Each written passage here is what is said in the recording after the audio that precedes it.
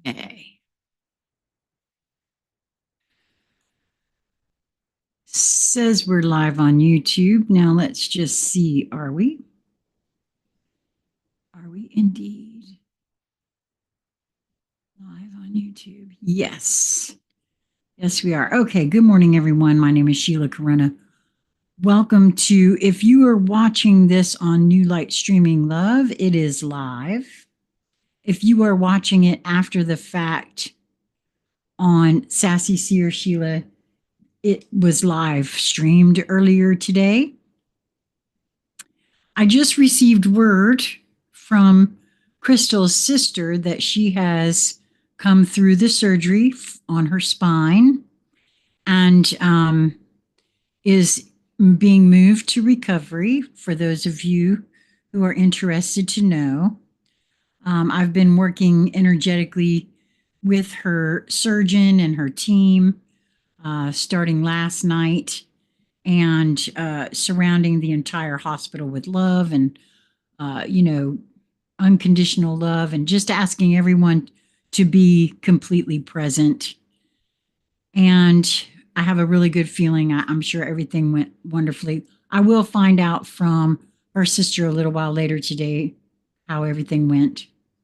So there's that. I did start a GoFundMe for Crystal if you are interested in helping her. She is a single mom and she will not be able to work while recovering from this surgery.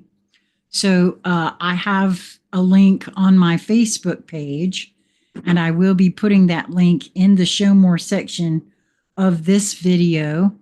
And every little bit will help. And even if you are unable to assist, if you wouldn't mind sharing it around, maybe someone else can and is moved to do so. So, wow, wow, wow is all I can say. I have been, as you may have noticed, recording quite a bit of Jason Gray's work and putting it on the channels. Wow.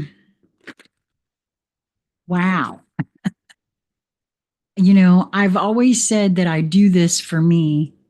And if it does something for anyone else, then that's a win-win situation.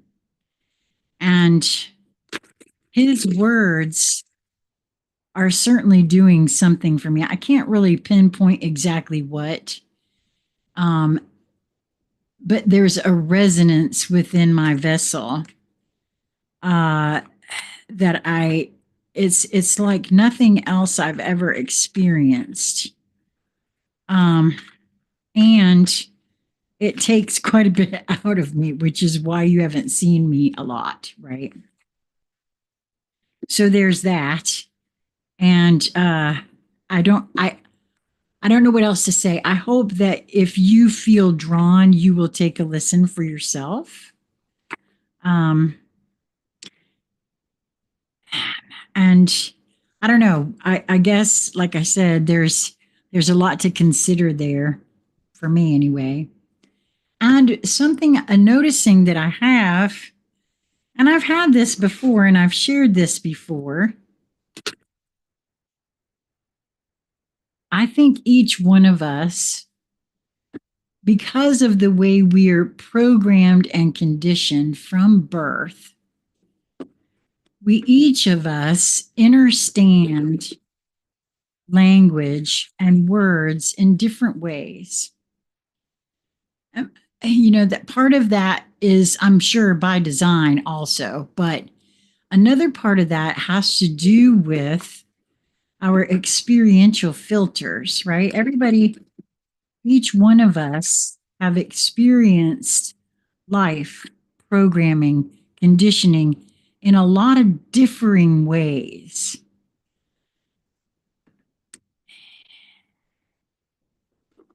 I've noticed that a lot of us, and I mean, everyone really, we say things differently.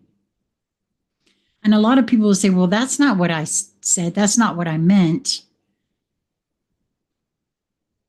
but there's also similarities in a lot of what is being said and shared. I sort of alluded to that in the my thoughts on messengers, channelings, and that sort of thing. But it really applies not just to messengers and channelings. It applies to everything, I think, everyone in many ways. Oh, interesting. Horse, freedom came out from the divine animal oracle. And there's something about newness here because there's a doorway. The horse is coming in through it, out through something else. Interesting there. The topsy turvets came out from the fairies deck, and I'm not at all surprised to see that. Because again, to me, I'm speaking about perception, right? I always see the topsy turvets as perspective and perception. It is also they chose to use that as the back of the cards, right? So all of the cards have the topsy turvets on the back. And I always have seen this card in regards to perception. There's always more than one way to see something, to take something in, to understand it or not, as the case may be.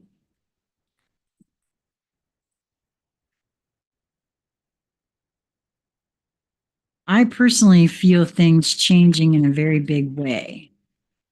Feel myself changing in a very big way. Oh, wow, we had this card the other day. Heart of God.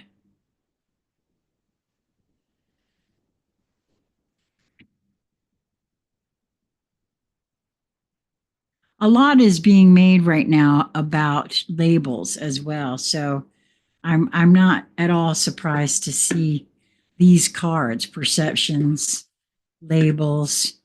Again, they all mean different things to different folks, right? Um, the two that I see that are here, right? Watching this live, I am assuming, I know what that does, but I'm assuming that your native language is English, or that at least you speak and understand English. However, as do I speak Sheila English. You speak your form of English, and they may not be the same. Again, it's a matter of perspective, perception, experiential filters, not just. I love what I heard Jordan Peterson say about language one time, about the difference between the connotation and the denotation of words. Oh, I love this one. This is so true. Surrender your need to always be right. That was a hard one for me. I mean, and I now know I can be right for myself and totally wrong for someone else. Totally wrong. I didn't used to think that. I thought, and that's so interesting too, because as I was meditating right before I came live here, I heard in my head, I heard almost like a little soliloquy about and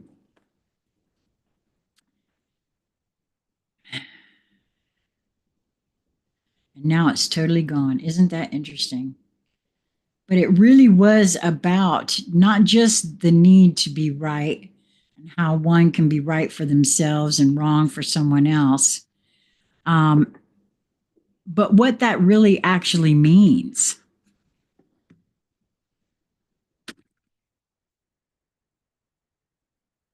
There's a whole lot of assumptions about what's right and what's wrong, the truth, because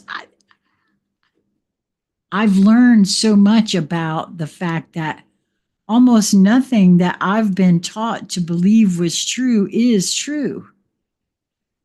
So, in order for me to think I'm right about something, I have to then believe that I know everything there is to know about that something, which means that I've developed a belief that XYZ is so.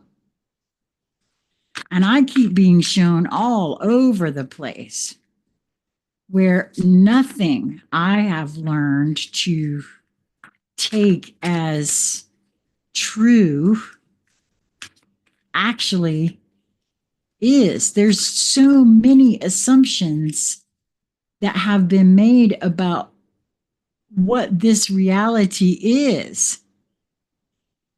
I mean, in the whole, you have to believe that it is whatever it is you've been told in order to claim that there is only one truth. I hope that's clear. I don't know if what I'm saying there. Oh, wow. Yeah, because it's all about divine discernment and where one's discernment is in each moment as well, because for a lot of my life, I went along thinking that, all of what I thought I knew was absolutely so. That's the only way one can really think that they're right about something.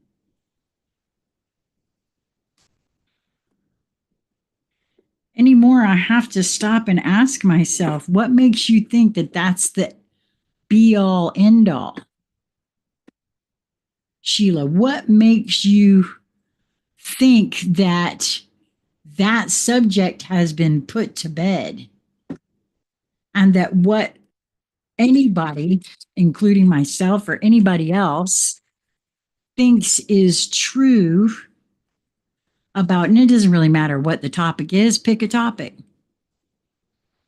The science of this or that or the other.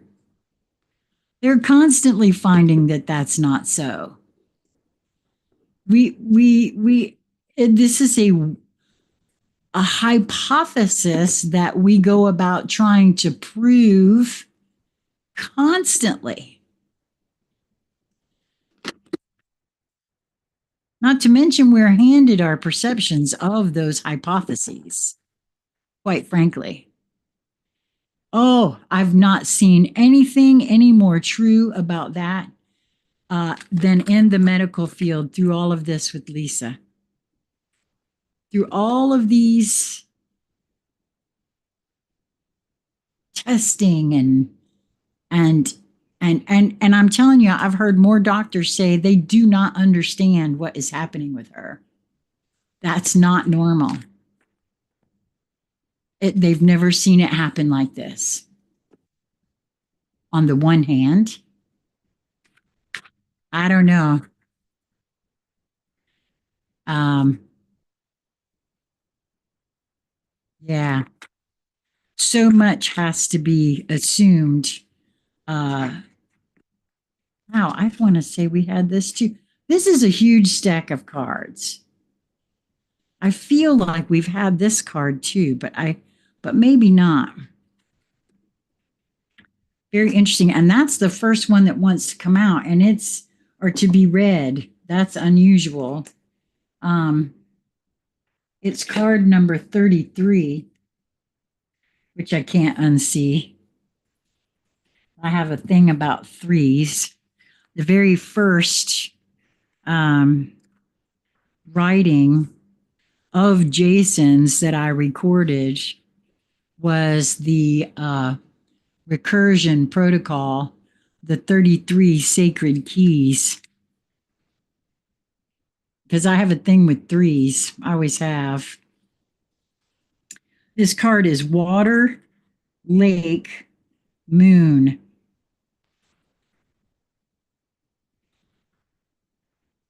and it's on page 47, which is an 11. And the card itself is a 33. So that's very interesting. And don't ask me, I don't know from numbers. Honestly, it's a noticing that I always have. And I know some folks uh, make a lot out of numbers, and I'm just called to notice them. So this card says, we earthlings perceive the moon by way of the sunlight reflecting off its surface. Just as shaman gather visions and insights from the moonlight reflected upon the lakes and rivers, it is time to pause and reflect, dear one. Step into stillness and rest there, contemplating all that has been and all that you aspire to be. The deeper you are willing to delve into yourself, the more insights you will discover. That is really good advice. I don't care who you are or what you're doing or where you're going or what you think about anything. As far as I'm concerned, for me, and I can't unsee the synchronicity of this and the recordings of Jason's that I've done today. Now, I haven't put them out yet. I record them all at once while I have the energy to do so. And then I will be putting them out later on today once I return from accompanying Lisa to her doctor's appointment. So you can look forward to those a little later. I'm going to read that again. The deeper you are willing to delve into yourself, the more insights you will discover. Don't get sucked into the distractions of the outside world. Now is the time to go inside. Allow your attention to take the shape of the moon as your innermost being becomes the waters upon which it is reflected. Can you sit patiently in the silence and allow the insights to make themselves known and to guide you on your journey? Well, in many ways, even though this is live and you are here, you are also not here. This is my bedroom, and I am alone, talking essentially to myself. Wow. Not to mention, that's a beautiful card.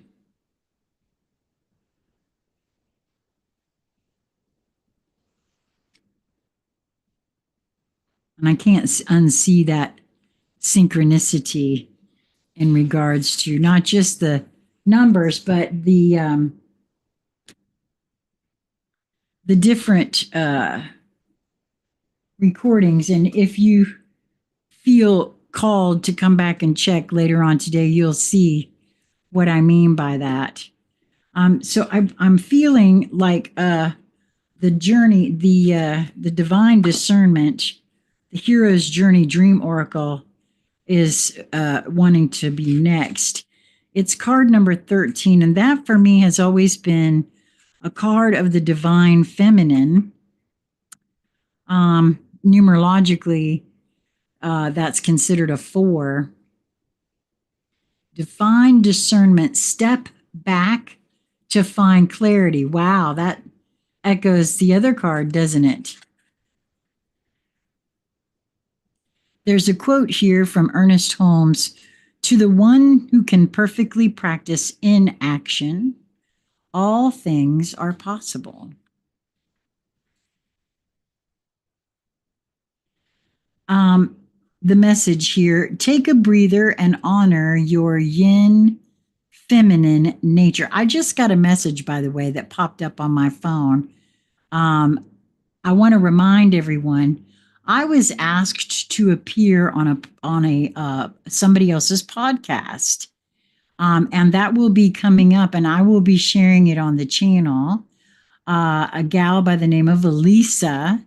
She is, I believe her channel is called The Rebel Crone. And she is starting a new podcast series, Wisdom of the Modern Crone. And I've always, I have considered myself a crone, proudly so. And so I was honored to appear on her podcast, and I'm not sure exactly when that will be released, but she has already put out 2 other episodes with some fabulous ladies. I will link her YouTube channel in the show more section of this video later today. So by the time it appears on Sassy Seer Sheila, it will be in the show more section as you are hearing this. So take a breather and honor your yin or feminine nature.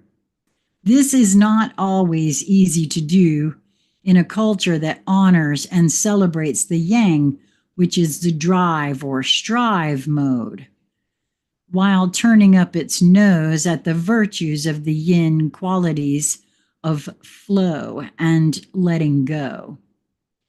In yang mode, we get things done. In yin mode, we fill our tank and reflect on our larger vision and purpose. So when it is time to move, we do so with precision. If we are to live in balance, we need both action and reflection. There are times to do and times for inaction. To know which mode is most appropriate, step back and practice discernment. And I, for one, feel that this card came out specifically now for me anyway, for a couple of different reasons. As I shared in my thoughts on messengers and channelings and things like that, at this point, for me, discernment is absolutely key for each one of us, actually. There is so much information out there, so much distraction, so much false information. Even in the love and light and ascension communities, a lot of distraction and attempts to divert the what actually is happening, right? It's so developing one's own discernment is absolutely key in my view for so many reasons. There's also a dream symbol of the observer here, something that I've noticed that I've become more and more and more the observer in regards to a lot of things, and having the desire to develop one's discernment is absolutely key. Being an observer is key to developing that discernment. I feel as though that's the case. Dreams where you are the observer as opposed to being on the field of play can signify that you are watching your life from afar, gaining an objective perspective, and considering the larger ramifications of your action/reactions. You may have felt aloof on the roof.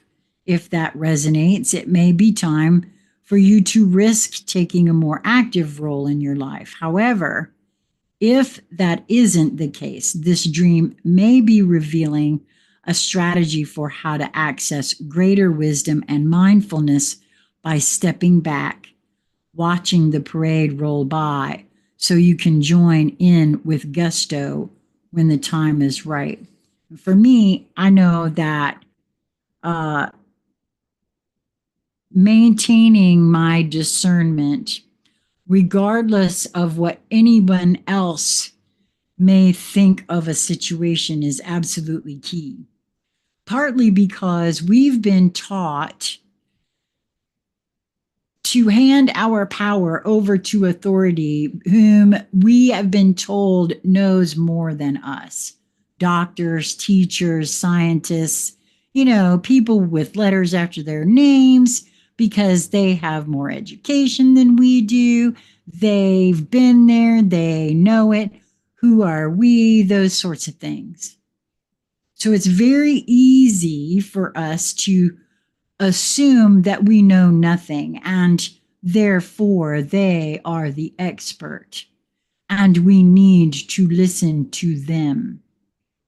That for me has absolutely flown out the window at 63 and having gone through medical misdiagnoses after medical misdiagnoses, after watching and seeing and now knowing that almost nothing that we've been told is 100% accurate.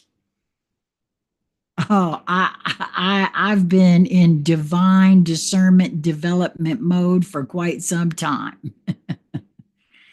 And I will not just willy-nilly believe somebody because they think they know more. But there is a tendency with us all, including myself, because of that whole thing from birth, getting the message, whether it was meant to or not, that we're not smart enough. Who do we think we are? That sort of thing. You're too little. We've been taught from the beginning that we can't trust ourselves. And that's simply not true on any sort of level. Not on any sort of level. And so practicing that divine discernment is absolutely key. Now, the divine animal oracle card that came out was horse. And the key word here being freedom.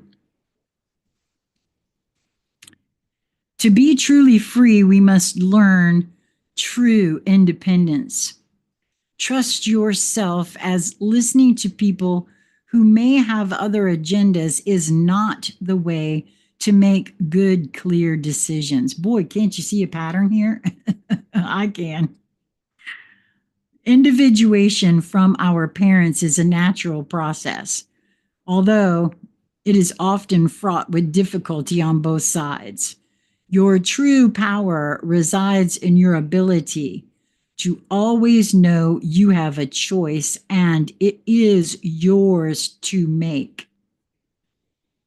And that's coming more and more and more up for me to see that I have the power for me.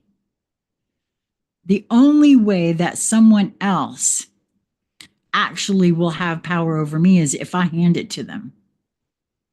And how do we hand it to them? By agreeing, consenting that they know more than me. They know better than I do. And I won't go there anymore. Even if I'm wrong, I will learn something. That much I know for certain. Ask me how I know. The mythos. There was once a young king who lived in a castle upon a great hill, who had just been newly crowned, so he began looking for a queen.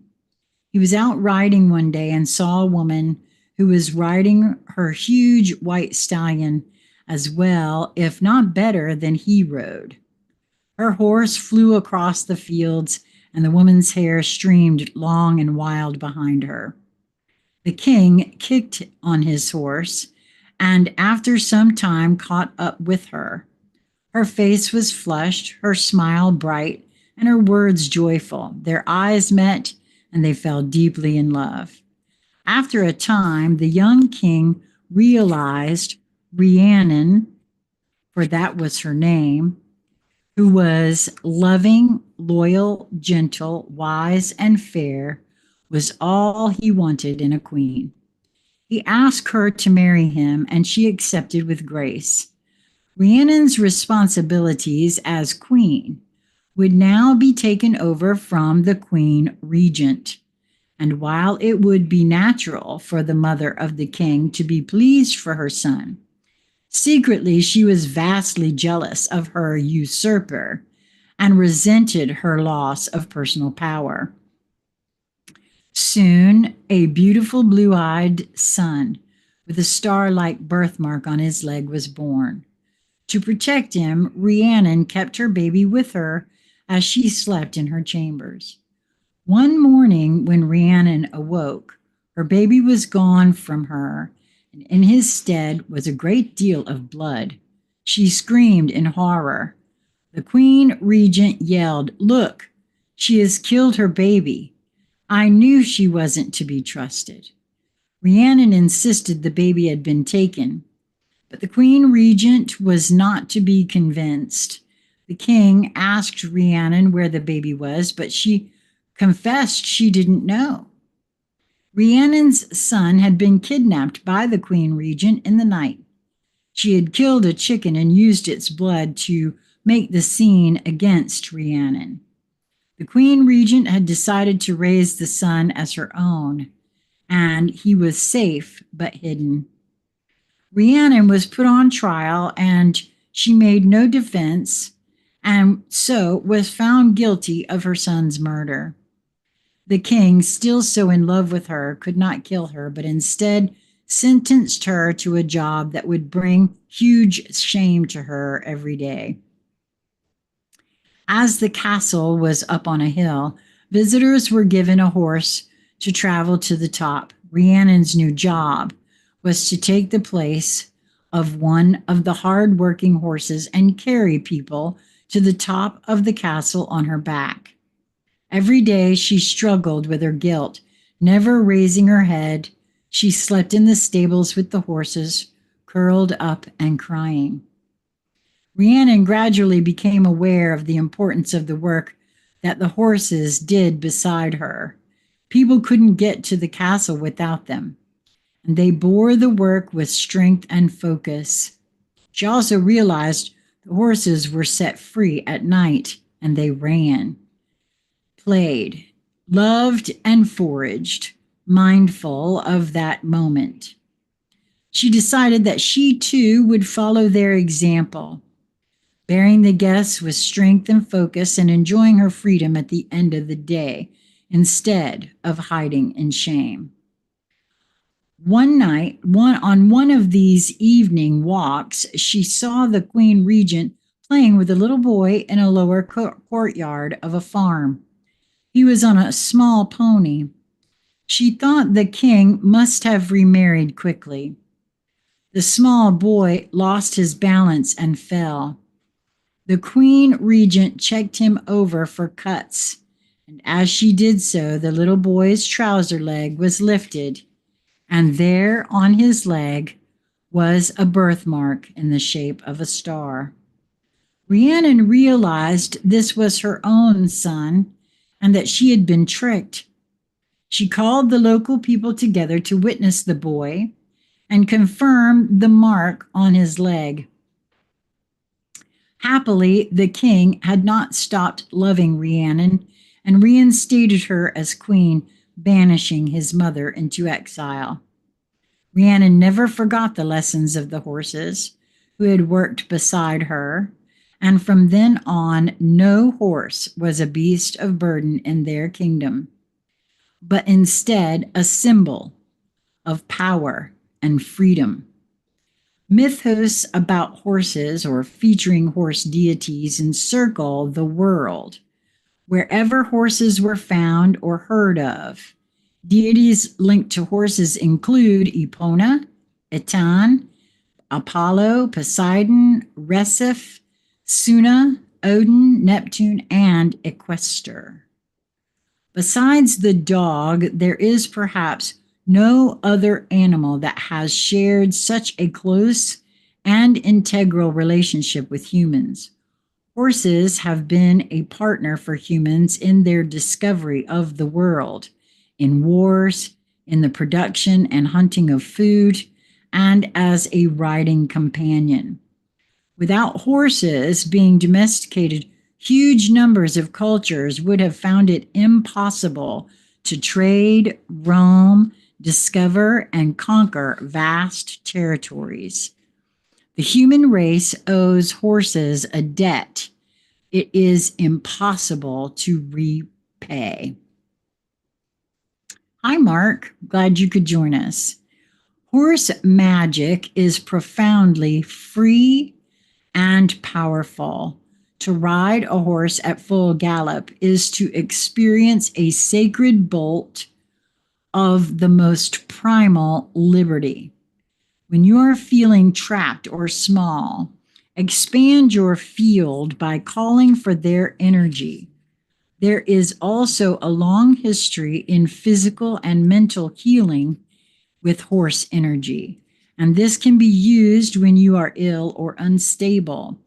There's actually quite a few places that use equine therapy for all manner of things: autism, folks with muscular disorders, all sorts of things, PTSD, I think, as well. Horse energy invokes a calm and solid presence and can be used to quiet your spirit if you are feeling disturbed. Horse magic is also an expression of trust. A powerful horse could go anywhere it wants, yet it is willing to be led. A person trusts the horse to be sure-footed, leap, and run away from danger, while the horse trusts the human to be its partner, to not hinder, to take care of it, to guide it. It can be a very deep bond if you allow it to be. If you are ever doubting yourself or feeling trapped, engage in some horsepower. Expand your field by calling for their energy. Their status is of at least concern. However, wastage and cruelty in the horse racing industry are issues, as is the habitat destruction of some populations of wild horses. Well, here in North Carolina, we do have wild horses on some of the Outer Banks islands. I've never seen them in person, but I've seen pictures and videos and whatnot. And of course, horses are just absolutely beautiful. So the next card that wanted to be shared is the Heart of God, card number 9 here. You are a part of something profound, a divine calling and privilege. It is the role of inspiratrix or inspirator upon this earth. The women and men who have hearts capable of bliss. Bliss is what we feel when we let God in. The heart, and in light of everything that I've been taking in of late from Jason's words, I feel this to be saying remembrance of self, of the flame. The heart opens and we cannot speak for the sensation of it. It cannot be described. Great hearts can tolerate mystery. They can bear the enormity of divine bliss beyond analysis and description and simply be. You do not have to do anything with it, you see. To be the inspiration is to have a heart open to the divine. It's a life calling. Your heart is an inspirational force to be loved, recognized, and protected for the precious catalyst of divine awakening that it is. Be led by your precious heart. God is in it, speaking through it, calling you forth to love, and the love that flows through your heart filters out through your toes, dripping on those around you as stars falling from the heavens. This oracle holds a message for you direct from the divine. You have a sacred purpose to fulfill upon this earth, and it's all sorted out. This situation, this issue, this awakening that you seek and are living even now is held lovingly in the hands of the divine creator. The creator says to you, leave it with me. It's all unfolding in perfection. I am alive in your heart. I am your heart. And I feel like we are the divine creator, actually, fragments of it, remembering the truth of who we are. When souls are touched with love sublime and hearts unleash the wonder found, a promise made somewhere in time of words that speak without a sound. In gratitude, we transcend space and bless the gifts we now can keep of thoughts caress in soft embrace and eyes allowed in joy to weep. The moment's song that we compose will leave this life with no regret and carry forth what we impose to chart again a course once set. For what we have is ours to own, each breath a step we measure sweet. Together now we wait alone and walk in peace, our hearts complete. Wow. I tell you,